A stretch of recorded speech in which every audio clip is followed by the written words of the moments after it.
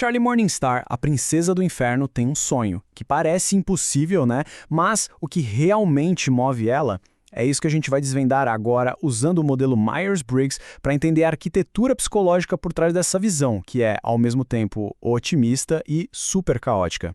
Olha só essa frase. Dentro de todo demônio existe um arco-íris.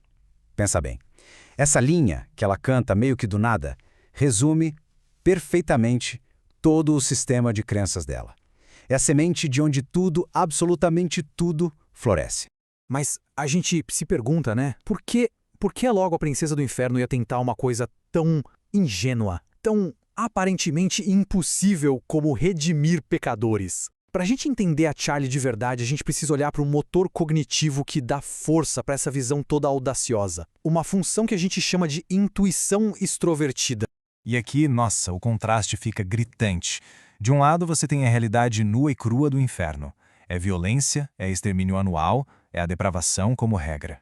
Do outro, a visão da Charlie. Reabilitação, redenção, uma segunda chance. A mente dela basicamente ignora os dados concretos. Ela olha para essa bagunça toda e enxerga uma possibilidade teórica escondida. Ela não vê o que é, mas sim o que poderia ser. Tá, e como ela tenta fazer isso acontecer? Como a verdadeira chuva de ideias, sério. Shows de talentos, exercícios de confiança, roleplay, números musicais, essa geração sem fim de ideias, esse brainstorming que não para nunca, é a marca registrada da função dominante dela em plena ação. Ok, mas ter uma visão não adianta nada se não tiver convicção, certo? O que alimenta essa persistência dela, mesmo com todo mundo tirando sarro? A resposta, olha que interessante. Não está num desejo de harmonia social. Está numa bússola moral interna, uma coisa super pessoal. Essa tabela aqui deixa a diferença crucial muito, muito clara. A motivação dela não vem do que o grupo acha certo, do consenso. Vem de uma convicção pessoal, lá do fundo da alma. O foco dela é na autenticidade de cada um, e não em deixar todo mundo felizinho. E é por isso que, quando ela é rejeitada, a reação dela não é tentar fazer um acordo, é persistir, obstinadamente. Então, o ponto crucial é exatamente esse. Ela não continua porque é uma ideia popular, longe disso. Ela continua porque ela sente lá dentro, de um jeito inabalável, que aquilo é o correto. E essa validação que vem de dentro dela mesma a torna praticamente imune à pressão social que, convenhamos, paralisaria a maioria das pessoas. Beleza, então ela tem a visão, ela tem os valores, mas e na prática? Como é que ela tenta organizar isso tudo para acontecer? Vamos ver agora como isso se reflete na abordagem dela para organização e estrutura, o que já entrega para a gente a terceira função cognitiva dela. E a gente vê que ela tem um fascínio quase infantil, né? É charmoso. Ela adora planos, checklists, fichários, todos coloridos, exercícios agendadinhos. Existe um desejo claro por ordem. O problema é que, muitas vezes, parece que falta aquele passo final, aquele e agora, para a coisa toda funcionar. E aí que mora o perigo. Esse amor que ela tem pela estrutura muitas vezes está totalmente desconectado da realidade. Os planos dela, coitados, não têm muito realismo logístico. Ela foca na organização superficial, deixar tudo bonitinho, em vez de criar sistemas práticos robustos. E o resultado? Tudo desmorona quando a pressão aumenta.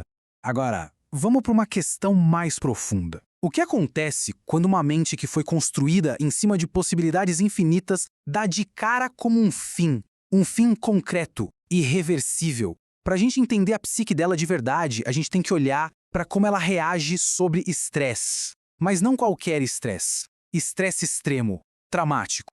E o gatilho é esse aqui, a morte do Serpentius. Esse, fato, único e brutal. Uma morte que não dá para reimaginar, não dá para desejar que não tivesse acontecido. Isso força ela a cair nas garras da sua função mais fraca de todas. E o que acontece com ela nesse estado de estresse? É uma paralisia momentânea. Ela fica obcecada com os erros do passado, fica estagnada fisicamente e, o pior de tudo, ela começa a duvidar da visão dela inteira.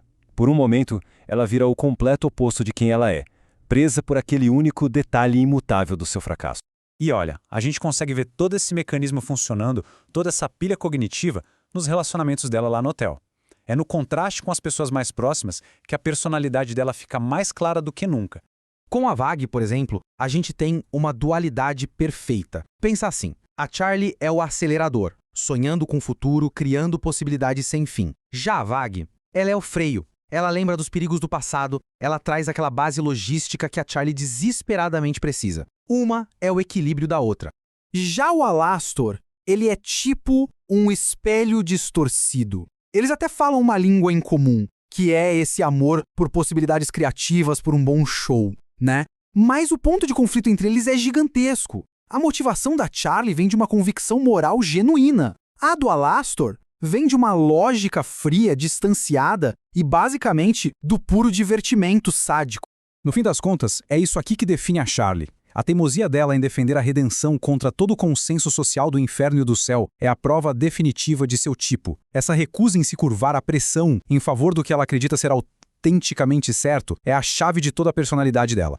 Essa estrutura psicológica toda faz dela um catalisador. Um catalisador benevolente, mas caótico para a mudança. E isso explica tanto os fracassos catastróficos dela, quanto os triunfos que parecem milagrosos. O que nos deixa com uma pergunta no ar, né? Se a maior força dela e a sua falha mais fatal nascem exatamente da mesma fonte, qual das duas vai definir o futuro do inferno?